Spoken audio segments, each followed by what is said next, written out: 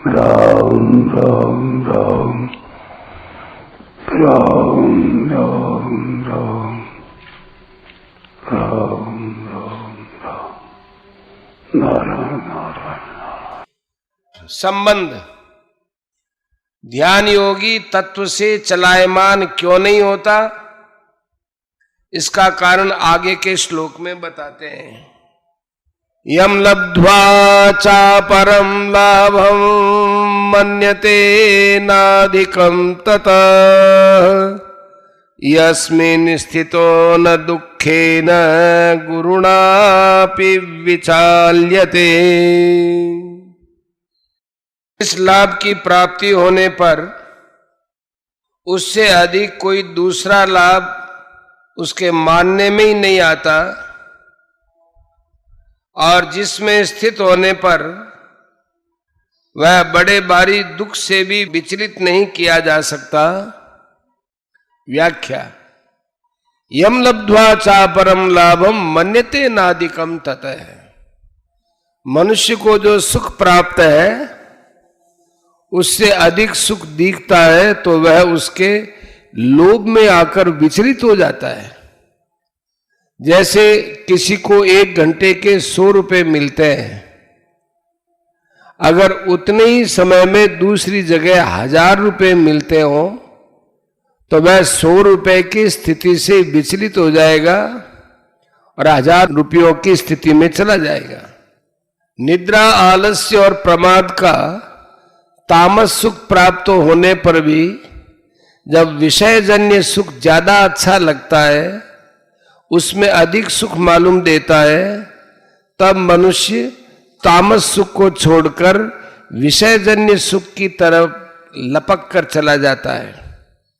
ऐसे ही जब वह विषयजन्य सुख से ऊंचा उठता है तब वह सात्विक सुख के लिए विचलित हो जाता है, और जब सात्विक सुख से भी ऊंचा उठता है तब वह आत्यंतिक सुख के लिए विचलित हो जाता है।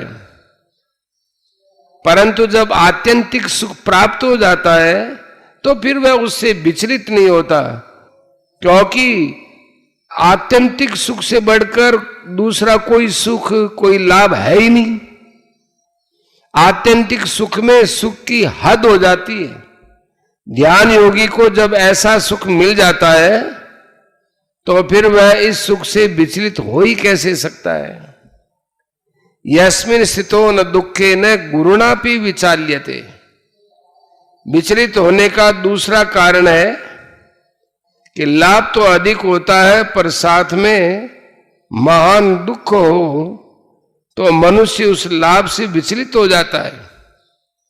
जैसे 1000 रुपए मिलते हो पर साथ में प्राणों का भी खतरा हो तो मनुष्य 1000 रुपए से विचलित हो जाता है। ऐसे ही मनुष्य जिस किसी स्थिति में स्थित है वहां कोई भयंकर आफत आ जाती है तो मनुष्य उस स्थिति को छोड़ देता है, परंतु यहां भगवान कहते हैं कि आत्यंतिक सुख में स्थित होने पर योगी बड़े से बड़े दुख से भी विचलित नहीं किया जा सकता।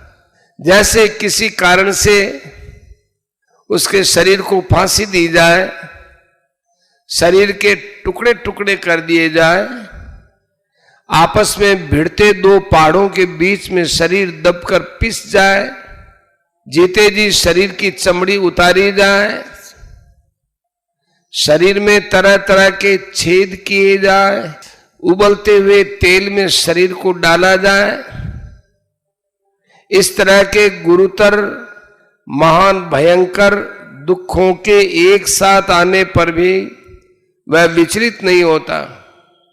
वह विचलित क्यों नहीं किया जा सकता? कारण कि जितने भी दुख आते हैं वे सभी प्रकृति के राज्य में अर्थात शरीर, इंद्रियां, मन, बुद्धि में ही आते हैं, जबकि आत्यंतिक सुख स्वरूप बोध प्रकृति से अतीत तत्व है। परंतु जब पुरुष प्रकृतिस्थ हो जाता है, शरीर के साथ तादात्म्य कर लेता है, तब वह प्रकृति जन्य अनुकूल प्रतिकूल परिस्थिति में अपने को सुखी दुखी मानने लग जाता है। 13 का 21। जब वह प्रकृति से संबंध विच्छेद करके अपने स्वरूप भूत सुख का अनुभव कर लेता है, उसमें स्थित हो जाता है, तो फिर वह प्राकृतिक दुख वहां तक पहुंच ही नहीं सकता, उसका स्पर्श ही नहीं कर सकता। इसलिए शरीर में कितनी आफत आने पर भी वह अपनी स्थिति से विचलित नहीं किया जा सकता। परिशिष्ट भाव। यह श्लोक सभी साधनों की कसौटी है। कर्मयोग, ज्ञान योग, ध्यान योग, भक्ति योग आदि किसी भी साधन से यह कसौटी प्राप्त होनी चाहिए। अपनी स्थिति समझने के लिए यह श्लोक साधक के लिए बहुत उपयोगी है। जीव मात्र का ध्येय यही रहता है कि मेरा दुख मिट जाए और सुख मिल जाए।